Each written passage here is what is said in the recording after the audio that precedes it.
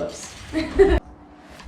So, all right, so I'm Rachel. I'm Lacey. And we're with Babs Outside, and today we want to talk about a very important topic. Super important topic, how to actually plan to get outside and to do an adventure. We're going to focus primarily on hiking today, on the steps that you need to take before you try to do anything in the backcountry. Yes. Very important, like don't just go out and try to whip things out. Watch for these steps, and before you get through too far in this video, we would really appreciate it if you liked and subscribed to this video. Yes, that's going to be where the link is and everything, but yes, please like and subscribe. We would greatly appreciate it, and yeah, we're going to keep bringing you these tips, tricks, hacks, and in addition to all of our adventure videos too. And be sure to leave comments and let us know what you want to see, because that helps us to create good content for y'all. All right, well, let's get to it. All right.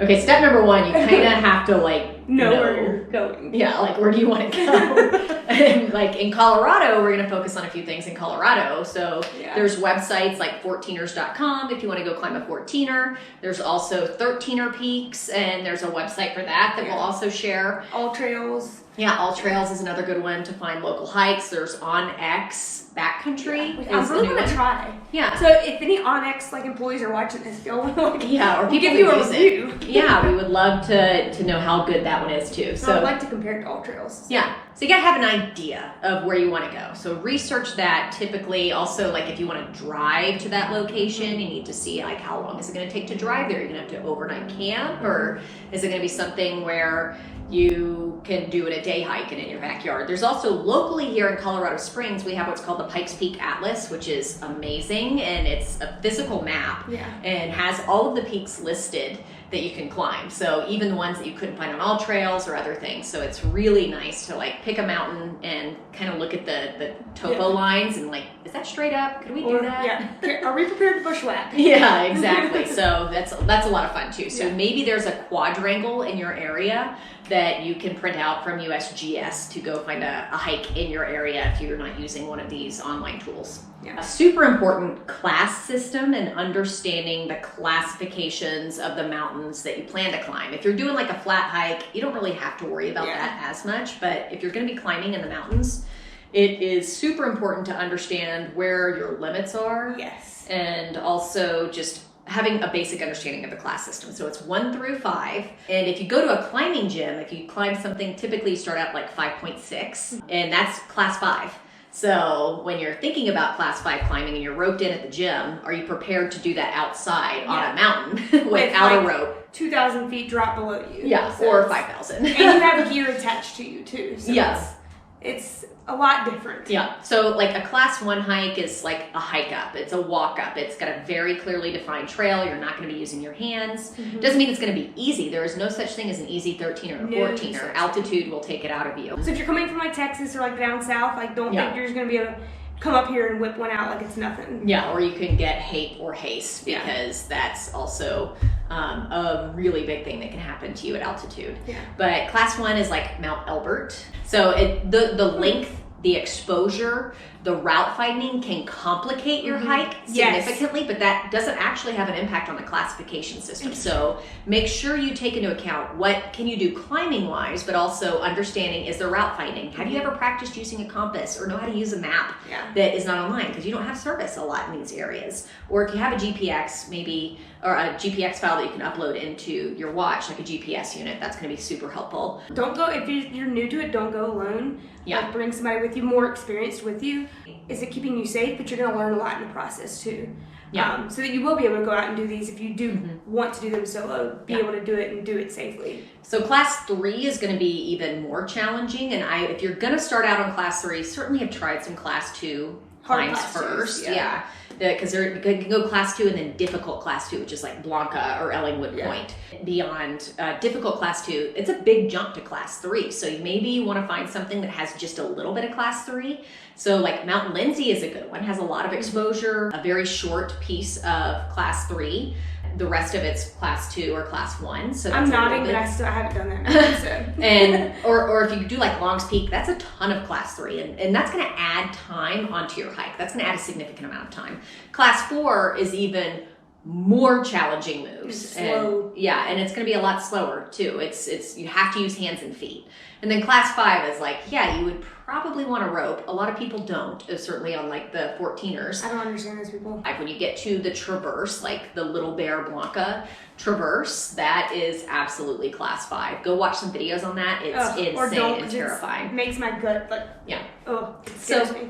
Understand that before you start your hike, because that's going to allow you to pick it and going to those websites at 14ers.com, 13ers, or a local backyard hike. And also don't go somewhere if you don't know what's on the other side of it, because when you start climbing, that's how you get cliffed out, and that can be deadly. Yes, that's how a lot of the deaths that happen on 14er, it's because they get cliffed out or they get caught in really bad weather. And which we'll talk about weather too, because that's super important. Weather. This is Rachel's favorite topic. I'm terrified of weather. Ask anyone. That is something that I obsess about. Certainly in mountains, one of the things is that the weather can change significantly depending upon altitude or elevation. Just by the hour, you typically get afternoon thunderstorms or snow, just random snow in like July. You just never know. You said these ominous clouds and like you're trying to like hurry up. Ominous?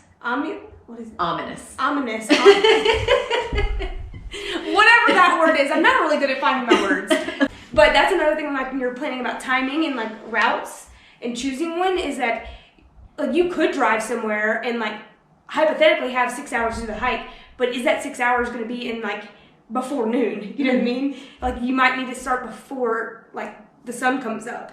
So most of the hikes you're probably going to, especially if you're getting an altitude, you're going to have to start before the sun comes up. Yeah, so take that into account because you do not want to get trapped in weather. So top 3 apps. Number 1, I'm going to go with NOAA, so National Oceanic and Atmospheric. That's the OG. Yeah. The Association, NOAA. Yeah, but it's weather.gov.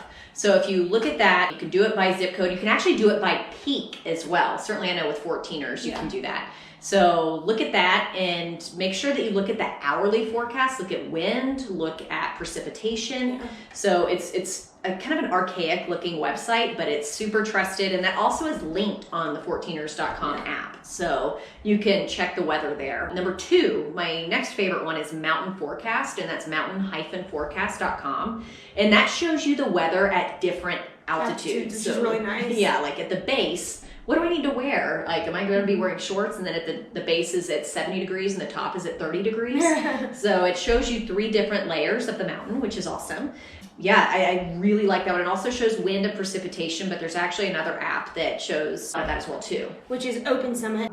I've never gotten like the subscription to it, but it does show you like, I think it's 3 days forecast in advance. So it's not the greatest if you're like earlier in the week trying to plan, but like I use that in conjunction with NOAA and Mountain Forecast. I highly recommend looking at all of them because like they might be a little bit different, so it gives you a little bit more perspective, might help you plan a little bit better. And one thing we're just talking about the winds is that anytime it's above like 25 mile an hour winds at the top, it can get pretty sketchy. Like anything between like 5 to like 17, 20 is okay, but above that, be prepared, have a wind jacket for sure. Yeah, we did a Mount Sherman in like 70 mile per hour gusts. My eyeballs were burning.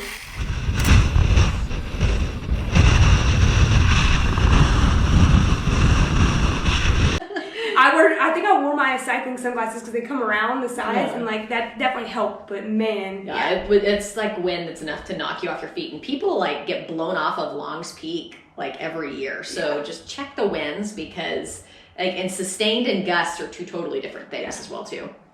I don't know, gusts might be more scarier. Yeah. More scary. Next, we're going to talk about trailhead conditions. Yeah, trailheads, that's kind of important because you can't even hike if you can't get to the trailhead. So in Colorado, everyone has all-wheel drive or 4-wheel drive. I don't. Well, you should. Yeah, you should. Or just don't go out in winter. Yeah, that's why I ride with my friends. Yeah. You can look on, like, if you're going to a 14er or a 13er, you can check out the trailheads that they have a link to the trailheads there. And it also has its own classification system. So, like, on the mountains, there's class 1 through 5, and on trailhead conditions, it's class 1 through 6. And that's how, like, hard and, like, how hard the terrain is going to be to drive up. And another thing with the trailheads too is like some of them have like winter gates that they close to where you can't go past that after like November in the year. There's like Facebook groups. There's a really great Colorado 14ers Facebook group, and so people will post their updates of like, yes, this gate was closed, it's not closed. So yeah, just thoroughly do your research. Yeah, because if it's closed, that's going to add like 10 to 20 miles to your hike. So just be prepared. Could leave you stuck in bad weather. So yeah, and so like a class 1 drive is literally a drive up paved parking lot. So Long's Peak is actually the classified as 1. So you can just get up there and get a parking spot. I mean, it's actually challenging to get a parking spot because so many people do that mountain. So because it's so easy to drive up to. Yeah, and that's another thing. You want to get there early because especially on the weekends, it's really hard to park. We did Grays and Tories earlier this summer, and the trailhead has really good camping behind it, but so we went and we camped the night before, and I kid you not, 4:30 a.m. the parking lot was full and people were illegally parking on the side of the road. I don't know if they got tickets or not, but like it helps a ton to get there the night before if you can. It's kind of hard if you're working the night before, but I promise you it's worth it. It's way less stress. And what was that classification of that? Was it 3 for the road, probably? I don't know. We'll Google it and put it in. Yeah. But like 2 would be like gravel road. You actually, in your 2-wheel drive car, were able to get up to Harvard. I don't know how you did that. I don't recommend it. Rip your undercarriage. I heard the road has gotten a lot worse. So yeah. Yeah. And they also have on 14ers.com, you can actually push like for Trailhead and refresh the Trailhead conditions. And thank you, Trail Angels, for updating that because you could see if there was avalanches, which are fairly common, downed trees that might prevent you from even driving up. So there's a lot of different data that you can get from that. 4 was like Mount Princeton when we drove up Mount Princeton. It's pretty gnarly but doable. Yeah, and these roads are narrow. So if you're not comfortable, also reversing, because if a car is coming at you and you might have to reverse, that's also pretty scary. Up to Snowmass, the one that I just recently did, Lead King Basin, was a 5 out of 6. And that was the most difficult one that I've ever driven. And it was terrifying, like off camber on 2 wheels. I kept it in 4 low most of the time. It was like an hour and a half, incredibly remote.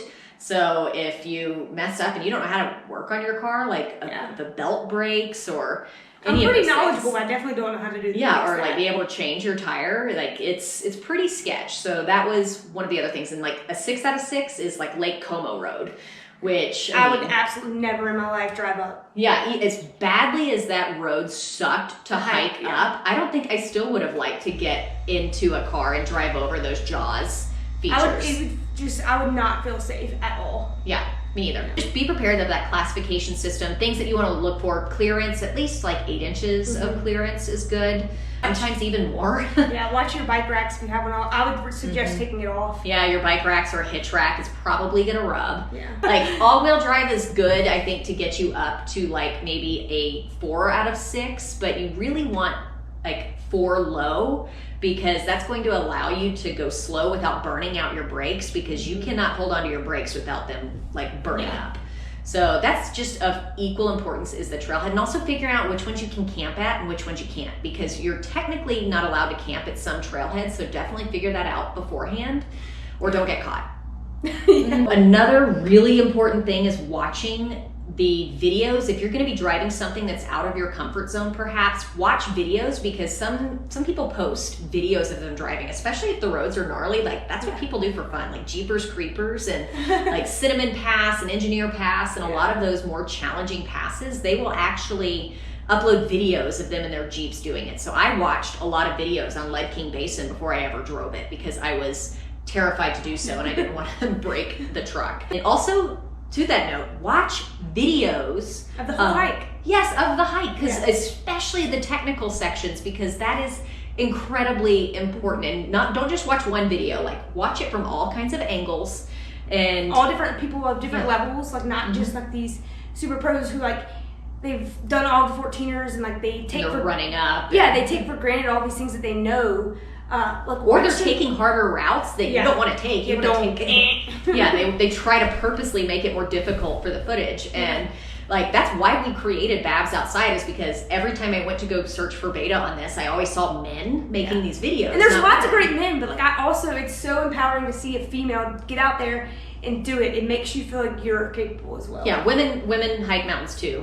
Who would have thunk? That's something that I think is really important, is making sure that you are watching 1, 2, 3, 4 videos, especially for the route finding aspect, not just the technical aspect, the exposure aspect, because a lot of times cameras make the exposure look worse than it actually is. I find it worse as in like easier or harder? It looks harder on camera than it does in person. It looks easier. I guess that's relative. Also, reading the route descriptions, like in conjunction with watching them. This is something I had to learn firsthand. I'm really good. Like, I don't have a great attention span. I'm not an avid reader, but I'm great at watching the videos. But I didn't read the route descriptions.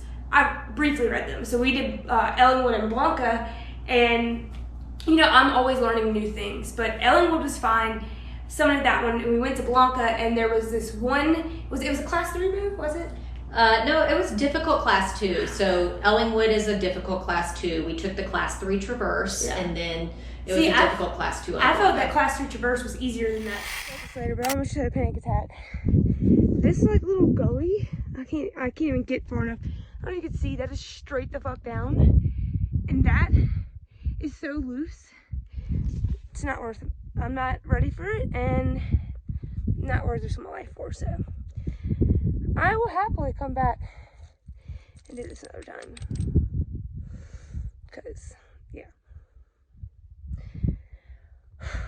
my problem is I didn't use my hiking poles, and my hands get swollen really bad, and I can't grip very well, and this one spot, just like, I couldn't grip it to do it, and our other friend went another way, and she seemed very confident, so I followed her, and like, I could see thousands of feet down, and the rock was rotten, and in the 14ers route description, it said to not go that route. So from that day out, like, I've read every single route description of anything I was going to go do, because it's life or death. Like, it's nothing to joke about. Like, people think that, like, some people are like, oh, it's just a 14, I can go whip it out. Like, some of them you can't just whip it out. Quandary, like Sherman, like, no, you can still die. People die on those. Yeah, I mean, you can still die, but like, they're a little bit more straightforward than these other ones are. So like, especially if you don't know anyone that's done it, and if you're going solo, like, just read the route description, watch the videos, be 120% prepared. And save the images on your phone, because you might not have service, or if you happen to be out there and your phone dies, how else are you going to ensure that you know where you're going? So you can even print it out on paper.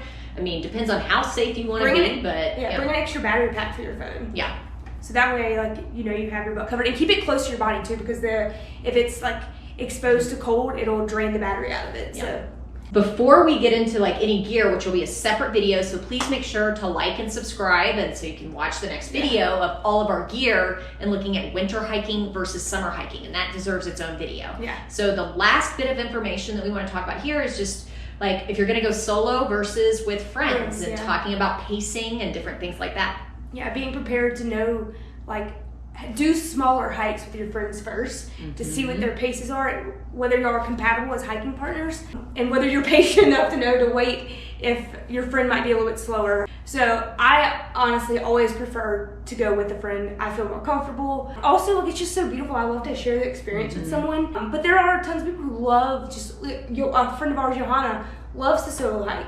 So I think it's a personal preference, but especially for newer hikers, I would definitely say to go with a partner or multiple friends. Especially if you don't know certain things about hiking, like, go with somebody who's going to be patient and teach you.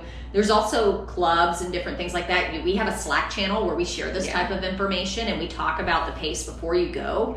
And that's one of the reasons we're making all these videos, is so that, like, other women or people that were taking on hikes with us, they know how to prepare, and like, they're not going in just blindly, And if you are going to go solo, tell somebody where you're going, because the beacon and probe. Yeah, and definitely make sure that you have a PLB, a personal locator beacon. So I have a Garmin Mini inReach, and it's about like $15 a month for a subscription, but it can do very minimal texting. It can also get you weather reports, and it also can track where you are if you have somebody who is concerned about you and they can track where you're going. So I love my Garmin InReach. It's certainly, if you're going to be doing anything in the backcountry, make sure you have a PLB.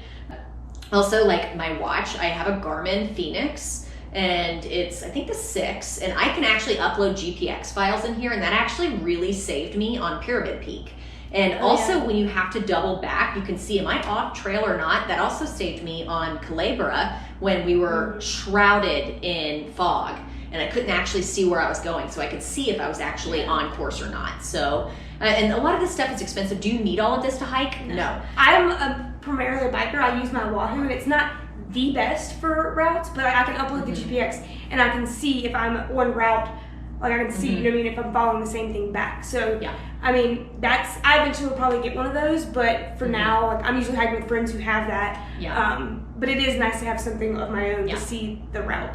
And don't leave somebody on the mountain. No. Like, especially if you agree up front and you talk about it, unless it's not too dangerous. And even then, like if you agree to go together, talk pace, talk those things, have patience. It's guaranteed you're not going to be perfectly evenly matched, or that somebody could be bonking or not. You never know. So just make sure that things are, that you're in agreement, and try not to leave anyone behind. Patience is a virtue, young grasshopper. Yes, and it's also you're in the beauty of outside. And yeah, it gets scary, like if it's going to get dark or anything like that, but be a good friend. She took our other friend's pack and like had it on the front of her. I gave her my extra socks. Like, you know, like that's what you do for your friends, and you make sure everybody finishes. Yeah, unless that's not your style, you don't want to do that, find somebody else who likes to do that too. So that way you guys can just trash each other out on the mountain. Right, well, I think that's kind of everything that you need, at least to think about before you even get to the hike itself. Or the gear that you need. Yeah, well, we're going to be talking about gear in our next video, so please make sure to like and subscribe to Babs Outside. You can follow us we're on Instagram, we're on TikTok, Facebook, YouTube, what else? Obviously. YouTube, yes. So again, like and subscribe. All right, until the next adventure. See ya.